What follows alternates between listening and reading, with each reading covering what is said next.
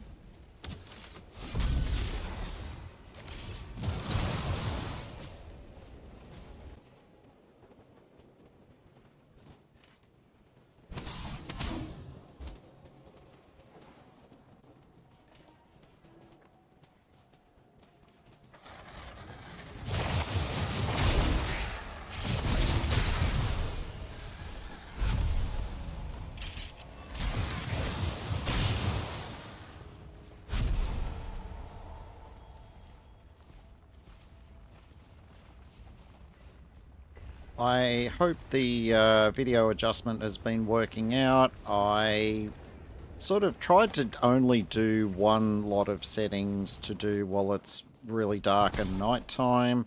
I just faded those settings out there to go back to what is the default view for during the day. There is quite a lot of light around, but it's very smoky and there's not much to be done about that. But when you're on an island where everything is on fire, I think smoky is to be expected.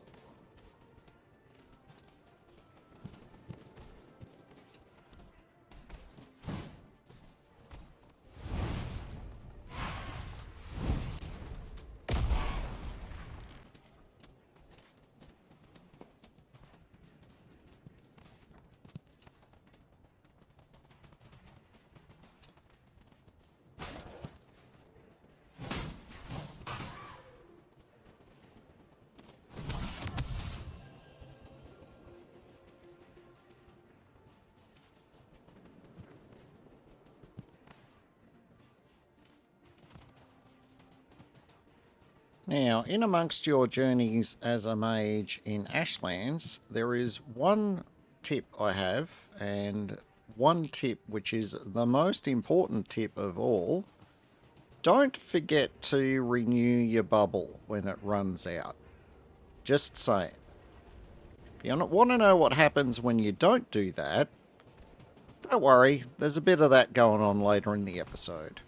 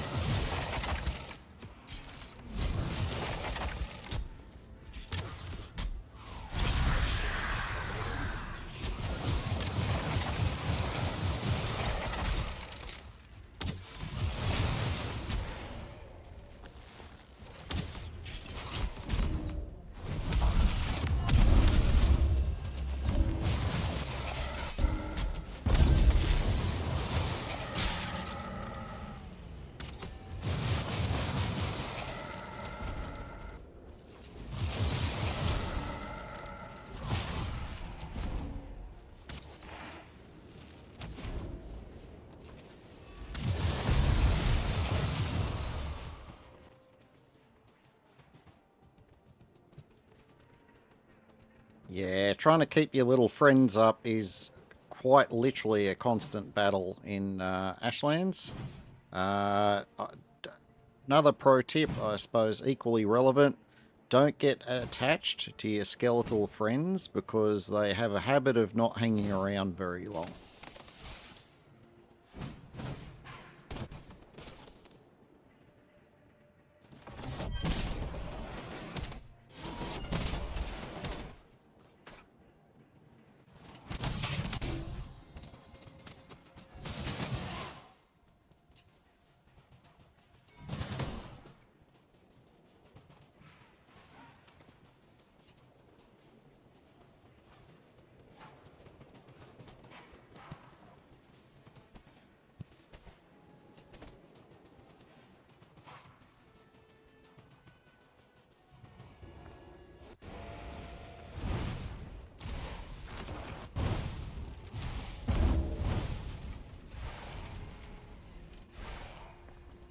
Oh, yes, and while we're on to safety tips for Ashlands, beware of falling logs.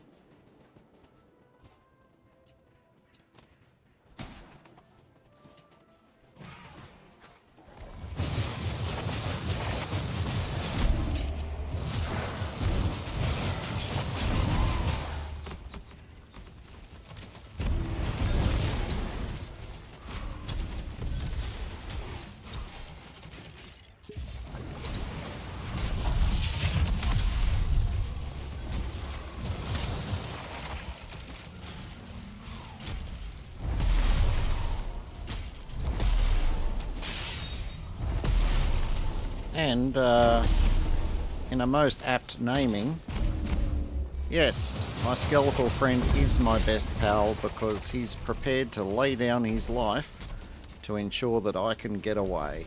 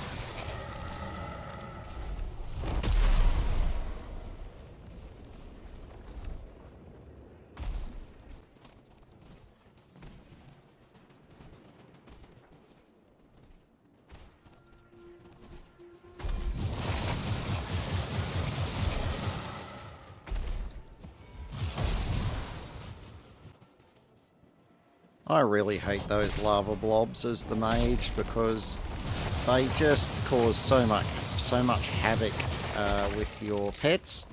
Because your pets always want to attack them because they're enemies.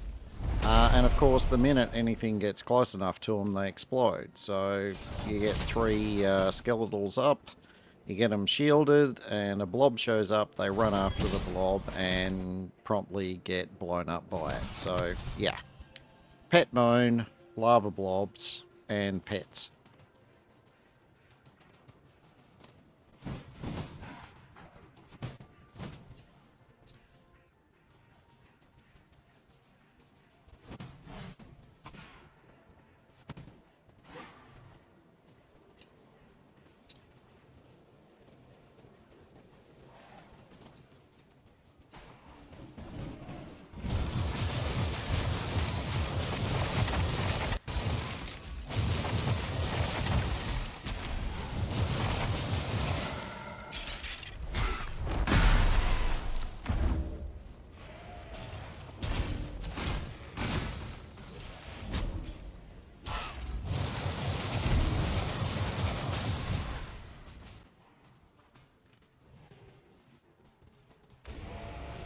These charred warriors coming up on you slowly up out of the fire, they really give me a T800 Terminator kind of vibe. I don't know if that was intentional with the design of them, but it's definitely the feels that I get from them.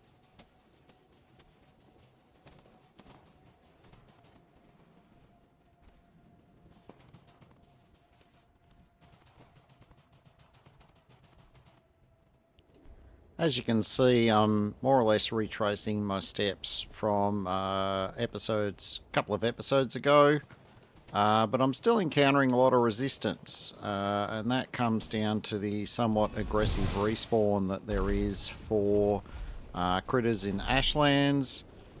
Thanks to the very recent patch, I'm very much hoping that my next session in Ashlands is not going to be quite so involved with re-clearing trash all of the time. So fingers crossed on that one. And there's a classic example of what lava blobs like to do to your pets.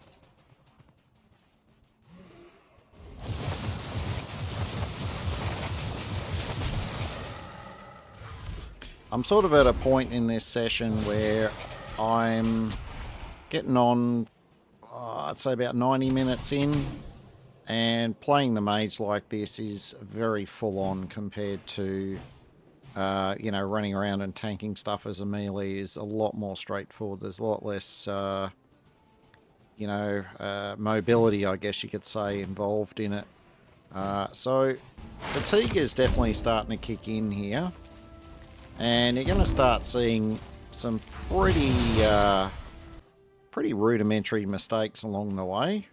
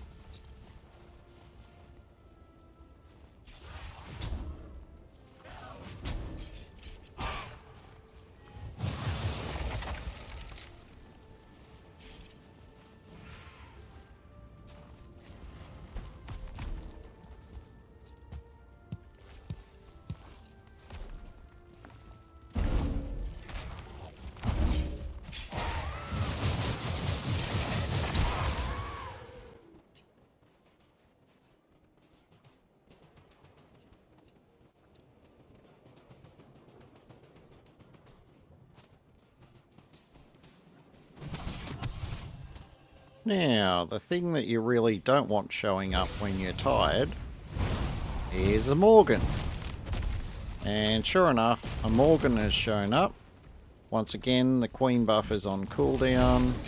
We're still going to suck one of our Ida pots, and we're just going to try and duke this out and see if we can see whose butt is going to get kicked.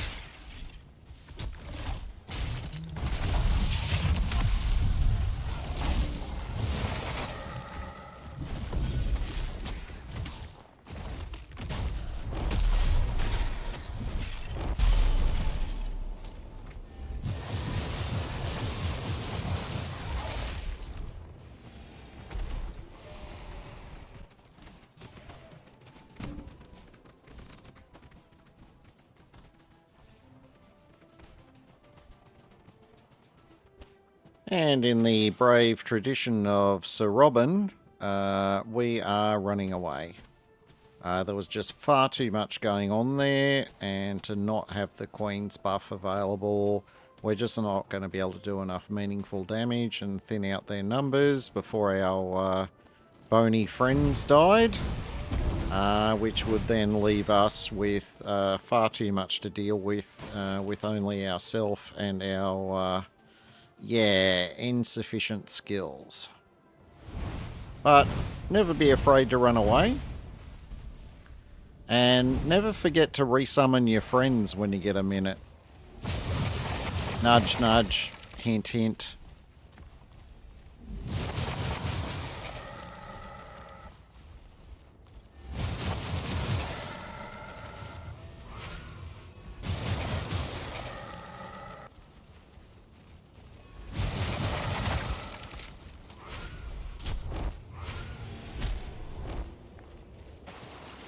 Yeah, when you don't have your little bony friends around, and you haven't resummoned your bubble, yeah, trying to walk up to a warrior and melee it while wearing a dressing gown is not a good look. Not to mention, 9 times out of 10, it is going to end in tears. So, here we are doing our super fast run back.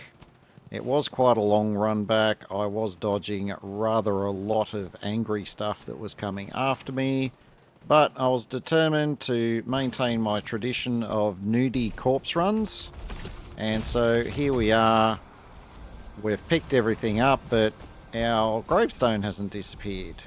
But of course we did some gathering on our way down, and what I didn't realise is how close to the full stacks of the mushrooms that we had, and so consequently we actually don't have room to pick up the last item that is on my body. So we're just going to do a little bit of recovery. We're going to run around a bit. We're going to try and find a moment here just to get rid of an item so we can get back there and pick out the last of our body.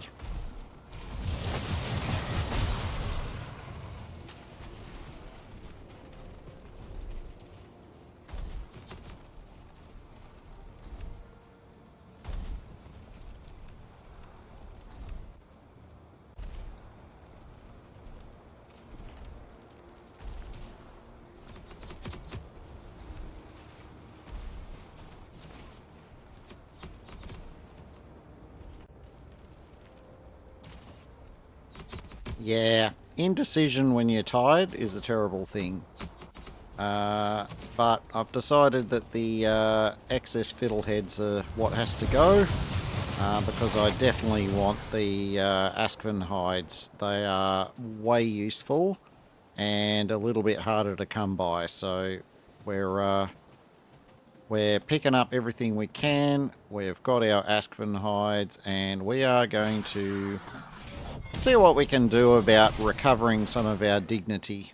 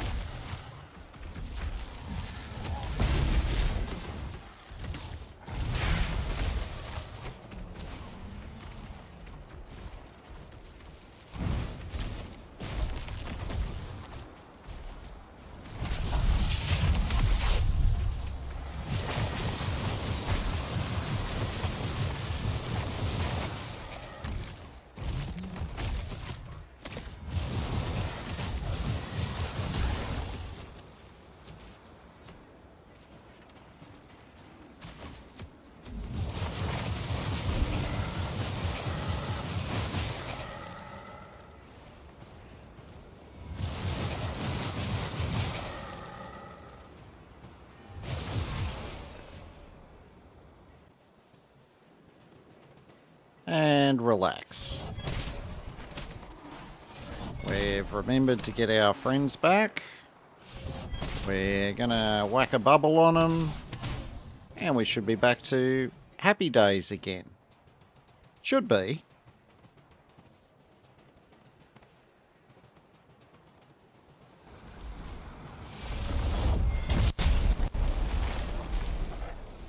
Yeah, that was definitely the wrong button, but it's not a big loss. It just means that that one skeleton didn't have a bubble on him, and as it turns out, he's actually done me a huge service because he single-handedly took care of 2 of the blobs for me.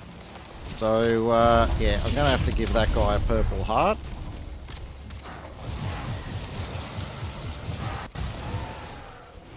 And just because apparently one Morgan deserves another Morgan has entered the chat.